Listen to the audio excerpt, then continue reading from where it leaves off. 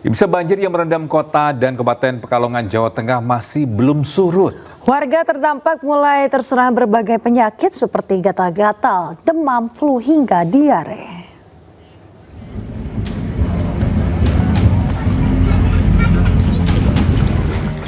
Ketinggian air banjir merendam sejumlah wilayah di kota dan Kabupaten Pekalongan, Jawa Tengah masih mencapai antara 50 cm hingga 1 meter. Di Kabupaten Pekalongan, ribuan rumah di 4 kecamatan masih terendam banjir. Sementara di kota Pekalongan, banjir masih terjadi di 3 kecamatan. Jumlah pengungsi di kota Pekalongan tercatat sekitar 2.200 jiwa. Sedangkan di Kabupaten Pekalongan sekitar 350 jiwa. Kondisi di lokasi pengungsian terlihat memprihatinkan. Pengungsi tidur berdesakan dengan alas tidur seadanya dan sebagian diantaranya terpaksa tidur di teras. Banjir yang merendam hingga hari kelima membuat warga terutama anak-anak dan lansia mulai terserang penyakit seperti gatal-gatal, demam, flu, serta diare. Kurangnya terserang makan, sabun mandi, sabun nyuci, sabun nyuci ya pun apa? ada Mandi betul lah. juga untuk obat Obat-obatan itu sopel untuk kaki. Kaki mulai gatal berarti ya? Ya, lecet kaki lah. Sejumlah bantuan logistik telah disalurkan kepada warga di pengungsian termasuk dari Bayangkari, Kabupaten Pekalongan. Tentunya kehadiran Bayangkari sini dan dapat bermanfaat bagi warga yang terdampak banjir. Kami memberikan beberapa bantuan berupa makanan dan minuman. Mungkin tidak seberapa, tapi kami harapkan juga bisa bermanfaat. Warga berharap banjir segera surut dan bantuan logistik serta layanan kesehatan dapat segera ditingkatkan terutama untuk bayi, anak-anak, dan lansia. Dari Pekalongan, Jawa Tengah, Suryono Soekarno, iNews melaporkan. Pemirsa, untuk informasi terkini kita bergabung dengan Suryono Soekarno di pengungsian Aula Kecamatan Pekalongan Barat, Pekalongan. Ya, Suryono, bagaimana kondisi terkini di pengungsian saat ini? Baik, pemirsa, saat ini kondisi banjir di kota dan Kabupaten Pekalongan masih cukup tinggi dan pengungsi justru masih bertambah karena sampai sekarang data di kota Pekalongan ada 2.800 sekian pengungsi dan menempati di 28 lokasi. Kemudian di Kabupaten Pekalongan sekitar 500 pengungsi ada di 8 lokasi. Saya berada di Aula Kecamatan Pekalongan Barat. Ini kondisinya pengungsi tidak ada sekat, kemudian mereka tidur bersama dan minim fasilitas terutama MCK, kemudian makanan minuman juga masih butuh sekali, terutama obat-obatan serta makan minum untuk anak-anak atau tambahan gizi. Saya bisa gambarkan kepada Anda pemirsa kondisi dari pengungsian ini. Ini adalah lokasi pengungsian di Pekalongan Barat. Mereka tidur beralaskan seadanya, kemudian tidak ada sekat satupun, dan mereka ada ya bayi, ada anak-anak, manula atau lansia, kemudian kumpul menjadi satu. Dan sebagian dari mereka kondisinya juga menderita sakit, diare, demam, batuk, kemudian penyakit penyerta. Mereka juga membutuhkan sekali untuk obat masuk angin, karena gampang sekali menderita masuk angin. Selain itu juga ada beberapa pengungsi yang berada di luar atau di teras. Kemudian mereka kesulitan juga untuk selimut, kemudian alas atau alas tidur yang cukup memadai. Demikian. Ya, rekan Suryono, ini untuk berapa banyak kakak yang mengungsi saat ini di sana? Di lokasi saya berdiri ini, jumlah pengungsi sekitar 500-an orang atau sekitar 200 sampai 300 kakak. Mereka pada siang biasanya tidak terlalu berkumpul, hanya anak-anak, bayi, kemudian lansia. Untuk bapak-bapak atau remaja atau yang dewasa, biasanya kembali ke rumah atau bekerja, karena mereka juga mengawasi rumah yang meskipun kebanjiran masih tetap dipantau dengan bersama. Demikian. Ya, Suryono, mungkin bisa diinformasikan kembali terkait dengan bantuan apa saja yang saat ini benar-benar dibutuhkan oleh para pengungsi di sana. Baik, pengungsi saat ini terutama anak-anak dan ibu-ibu. Untuk ibu-ibu pakaian dalam sangat minim, kemudian pembalut, kemudian susu untuk bayi, kemudian makanan tambahan bergizi, kemudian obat-obatan terutama obat-obat masuk angin, diare, kemudian obat batuk, pilek dan obat gatal yang karena mereka terendam banjir terlalu lama sehingga kaki dan juga badan kadang-kadang gatal dan obat ini sangat minim atau kekurangan. Bahkan ini Dinas Kesehatan juga masih kesulitan untuk menambah obat. Demikian, Mbak. Ya, Suryono, apakah terkait dengan kebutuhan air bersih di sana tercukupi atau memadai atau seperti apa kondisinya? Baik, kalau untuk kebutuhan air bersih memang ada suplai dari PDAM. Namun demikian, karena lokasi ini adalah 500 orang berkumpul menjadi satu sehingga tempat mandi, tempat cuci, juga tempat minum ini menjadi satu sehingga antrian juga panjang. Dan kadang-kadang kiriman air juga telat sehingga mereka sangat membutuhkan tambahan ekstra. Biasanya pada siang seperti ini kebutuhan meningkat sehingga mereka membutuhkan sekali untuk minum, untuk kemudian kebutuhan mereka sehari-hari. Demikian, Mbak. Baik, terima kasih Suryono atas informasinya melaporkan langsung dari Pekalongan, Jawa Tengah. Selamat bertugas kembali dan selalu jaga kesehatan.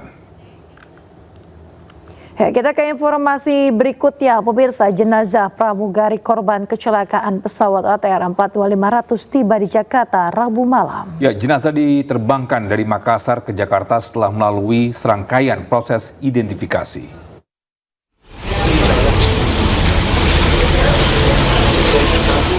Tim Disaster Victim Identification Bidokes Polda Sulawesi Selatan berhasil mengidentifikasi jenazah pramugari maskapai Indonesia Air Transport Florencia Loretta Wibisono yang menjadi korban kecelakaan pesawat ATR 42500 di Gunung Bulu Saraung, Pangkep. Jenazah tiba di area kargo Bandara Internasional Sultan Hasanuddin pada Rabu sore pukul 17 waktu Indonesia Tengah. Selanjutnya jenazah diterbangkan ke Jakarta pukul 22 waktu Indonesia Tengah dan telah tiba di Rumah Duka Jakarta Utara pada pukul 12.15 waktu Indonesia Barat Kamis dini hari. Duka mendalam menyelimuti suasana kedatangan jenazah yang disambut oleh saudara dan kerabat. Jenazah Florencia nantinya akan dibawa ke Tondano, Manado pada Jumat sore dan akan disemayamkan pada Sabtu siang waktu setempat. Setelah melalui 5 hari proses pencarian, tim SAR gabungan telah berhasil menemukan 3 jenazah. Hingga kini tim SAR gabungan masih terus melangsungkan proses pencarian 8 jenazah di Gunung Bulu Saraung, Pangkep, Sulawesi Selatan. Dari Jakarta, Kia Dela Rosa, Adi Setiawan, A-News melaporkan. Pemirsa, tim DVI Bidokes Polda Sulawesi Selatan menerima kantong jenazah yang diduga bagian tubuh korban pesawat ATR 42500 yang jatuh di Gunung Bulu Saraung. Beberapa barang pribadi yang ditemukan dalam pencarian juga diserahkan ke petugas untuk diidentifikasi.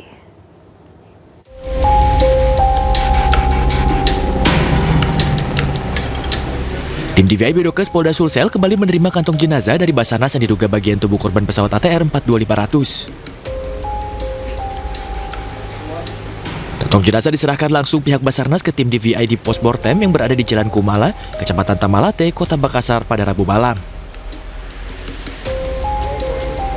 Selain bagian tubuh, Basarnas juga menyerahkan barang pribadi milik korban yang berhasil ditemukan di lokasi pencarian jatuhnya pesawat ATR 42500. Setelah menerima kantong jenazah dan sejumlah barang pribadi milik korban, tim DVI Bidokes Polda Sulsel kemudian membawanya ke Postmortem untuk dilakukan identifikasi. Dari Makassar, Sulawesi Selatan, Muhammad Nurbone, A-News melaporkan.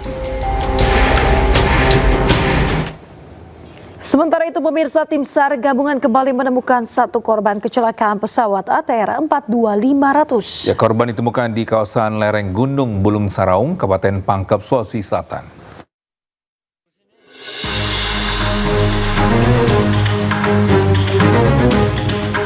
Tim SAR gabungan kembali menemukan 1 korban kecelakaan pesawat ATR 42500 di hari kelima proses pencarian. Korban ditemukan pada Rabu siang di kawasan lereng Gunung Bulu Saraung, Kabupaten Pangkep, Sulawesi Selatan. Korban ditemukan tak jauh dari penemuan black box dan jenazah pramugari Florencia Lolita. Namun kondisi korban yang ditemukan berupa bagian tubuh yang tidak utuh dan masih dalam proses evakuasi ke posko terdekat. Pihak Basarnas memastikan akan terus melakukan modifikasi cuaca di sekitar area Gunung Bulu Saraung guna memperlancar proses pencarian dan evakuasi. informasi yang saya dapat lebih condong itu berupa body part. Itu di sekitar mana, Jenderal? Di Sudah bawah disentuh jurang Jenderal atau atau gimana? masih dalam Di jurang atau posisinya gimana? ya? Semua hampir pelaksanaan operasi ini ada di tebing dan jurang. Lokasinya tidak jauh dari sektor 1-4 dan kita juga melakukan upaya penyisiran di sektor 2 dan 3. Operasi pencarian korban kecelakaan pesawat ini akan terus dilanjutkan secara maksimal dengan evaluasi operasi dijadwalkan di hari ke-7 pencarian. Dari Makassar, Sulawesi Selatan, Wahyu Ruslan, iNews melaporkan. Bisa kotak hitam atau black box pesawat ATR 42500 yang jatuh di Gunung Bulu Saraung berhasil ditemukan. Black box ditemukan dalam keadaan utuh di bagian ekor pesawat. Media Pak, gak ada di belakang Pak. Tim SAR gabungan berhasil menemukan black box pesawat ATR 42500 yang ditemukan di Desa Tompu Bolu, Pangkep, Sulawesi Selatan. Kotak hitam ditemukan oleh tim khusus pada Rabu siang pukul 11 waktu Indonesia Tengah. Kotak hitam ditemukan terdiri dari 2 bagian penting, yaitu flight data recorder dan cockpit voice recorder, yang selama ini menjadi fokus utama pencarian karena berisi rekaman data penerbangan dan percakapan di kokpit. Tim yang menemukan yang menurut saya ini seperti black box itu, yang dimaksud black box, gitu ya. Pastikan. Nah, ini black box itu yang menemukan adalah tim 700 gabungan dengan Basarnas dan Vertical Rescue dari Tonasa. Ini bukan semata kerja mereka. Ini karena dorongan dari kerja seluruh tim yang hari ini kita tahu. Kita mengeluarkan 2 kali lipat, yaitu 16 tim. Yang 8 tim pada sore malam, kita dorong lagi pagi, 8 tim lagi. Mudah-mudahan kita mendapatkan kabar baik untuk bisa mendapatkan, mohon maaf, korban mungkin. Karena itu tujuan kita selanjutnya setelah black box ini kita temukan.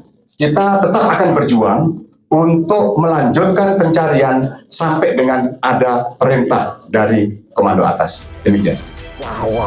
Black box ditemukan dalam keadaan utuh di ekor pesawat yang ada di dalam tebing sedalam 131 meter dari puncak Gunung Bulu Saraung. Saat ini kotak hitam telah dievakuasi dari lokasi penemuan untuk diserahkan kepada KNKT. Dari Kabupaten Pangkep, Sulawesi Selatan, Udin Syahrudin, iNews melaporkan.